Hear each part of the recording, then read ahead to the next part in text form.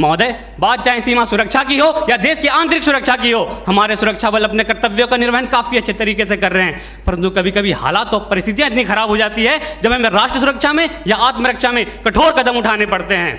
जब हमारा सामना इन उग्रवादियों और आतंकवादियों से होता है तो ये हमारा स्वागत किसी फूलों के हार से नहीं, बल्कि हमारा स्वागत करते हैं गोलियों की बौछार से और अत्याधुनिक हथियारों से। और उस समय जब गोली कान के 2 इंच दूरी से गुजरती है तो वो जिंदगी और मौत के बीच एक फासला पैदा करती है। और इन परिस्थितियों में भी एक सिपाही के पास 1 सेकंड से भी कम का समय होता है ये फैसला लेने के लिए कि वो क्या करे और क्या ना करे। जबकि आज हमारे देश में एक न्यायपालिका को भी एक फैसला लेने में कई दशक लग जाते हैं। आसान नहीं होता फौजी कहलाना, आसान नहीं होता फौजी कहलाना। जज्बातों को पिघलाकर रगों में लोहा भरना पड़ता है।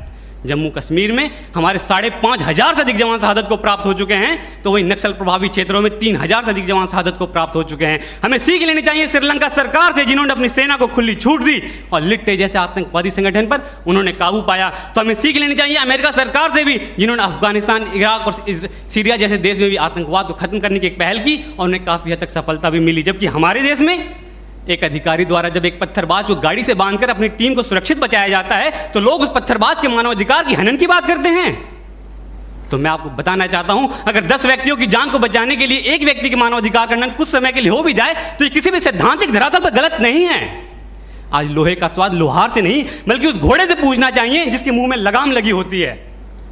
1958 में हमारे देश में अस्फा जैसे कठोर कानून लाए गए और पूर्वोत्तर के राज्यों में जहां पर उग्रवाद अपनी चरम सीमा पर था उसे खत्म करने के लिए वहां लागू किया गया। और उसकी सफलता को देखते हुए 1990 में इसे जम्मू कश्मीर में भी लागू किया गया, जो आज भी आतंकवाद का कमर तोड़ने का काम कर रहा है। और इसे हटाने के लिए अलगाववादी नेता अपना राग अलापे रहते हैं। तो पंजाब क्षेत्र में भी जब आतंकवाद अपनी चरम सीमा पर था तो हमारे सुरक्षा बलों द्वारा और सरकार द्वारा कठोर कदम उठाए गए और वहां से भी आतंकवाद को जड़ से खत्म किया गया। हमारे महान अर्थशास्त्री चाणक्य ने भी कहा है कि अगर राष्ट्र की सुरक्षा के लिए हमें साम दाम दंड भेद की नीति अपनानी पड़े तो उसे अपनानी चाहिए। और महाभारत में भी जब अर्जुन ने अपने सगे संबंधियों को सामने देखते हुए शस्त्र को नीचे कर दिया था तो भगवान श्री कृष्ण ने उन्हें प्रेरित करते हुए कहा था कि हे पार्थ, अपना शस्त्र उठाओ और कर्म करो। आज मानवाधिकार की बेड़ियों में बंधे होने के कारण हमारे सुरक्षा बलों को आतंकवाद और उग्रवाद से निपटने में काफी परेशानियों का सामना करना पड़ता है। और इसका फायदा हमारा पड़ोसी मुल्क मानवाधिकार को एक हथियार की तरह इस्तेमाल करके करता है, जिससे हमारे जवानों का मनोबल टूटता है। आज हमारे देश में कुछ क्षेत्र ऐसे भी हैं, अगर वहां पे कठोरता से कदम ना उठाए जाएं तो उस क्षेत्र को हमारे देश से अलग होते समय नहीं लगेगा। आज हमारे देश में निष्कर्ष रूप में यह कहना चाहूंगा कि हमें मानव मूल्य, हमारे सुरक्षा बल मानव मूल्यों को ध्यान में रखते हुए अपने कर्तव्य का निर्वहन काफी अच्छे तरीके से कर रहे हैं। परंतु कभी कभी हालात और परिस्थितियां इतनी खराब होती है कि हमें कठोरता से काम करने पड़ते हैं।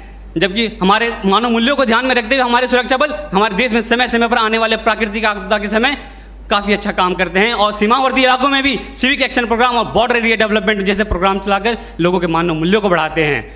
और हमारे देश में हमारे आज अजमल कसाब जैसा आतंकवादी, इनका कोई जाति, धर्म, मजहब, नाम पहचान न होने के कारण आसानी से देश में घुस आते हैं और मुंबई हमले को अंजाम देते हैं, जिसमें हमारे देश के 166 निर्दोष व्यक्ति मारे जाते हैं। तो वे आदिल अहमद डार जैसे आतंकवादी पुलवामा हमले को अंजाम देते हैं आम जनता के बीच में छुप कर रहते हुए, और हमारे सीआरपीएफ के 44 जवान शहादत को प्राप्त हो जाते हैं। तो अब इनको इन्हीं की भाषा में मुंह तोड़ जवाब देते हुए हमारे सुरक्षा बलों ने पठानकोट, बालाकोट, उरी जैसे सर्जिकल स्ट्राइक भी किया और आतंकवाद को जड़ से खत्म करने का भी काम कर रहे हैं। और अंत में निष्कर्ष रूप में यही कहना चाहूंगा एक फौजी के तर्ज में कि कभी ठंड में ठिठुर कर देख लेना, कभी ठंड में ठिठुर कर देख लेना, कभी तपती धूप में जल कर देख लेना कैसे होती है हिफाजत मुल्क की, कभी वर्दी पहन कर देख लेना। जय हिंद, जय भारत।